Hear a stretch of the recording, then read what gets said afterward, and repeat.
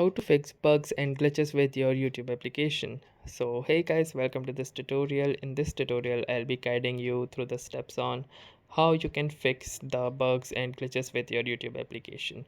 So in order to start, the first thing that you will need to do is simply tap and hold this YouTube application icon, and once you will see an interface like this, you will need to click onto this app info button. Now once you'll click onto this app info, you will be redirected to your device settings, and under your device settings you can try to force stop the YouTube application. Now once you will click onto force stop, you will again need to click on force stop and then try relaunching the YouTube application and check if this has worked or not. You can also try to disable this and then relaunch it or re-enable it again and check if it works perfectly or not. Apart from that, you can go to storage usage and clear out the cache by clicking on this clear cache button, and hopefully it will resolve your issue. Also make sure that your YouTube application is updated to its latest version, and the same goes for your mobile Android version as well.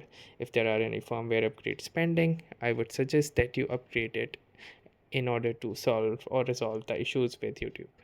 So these are some of the tips that might help you.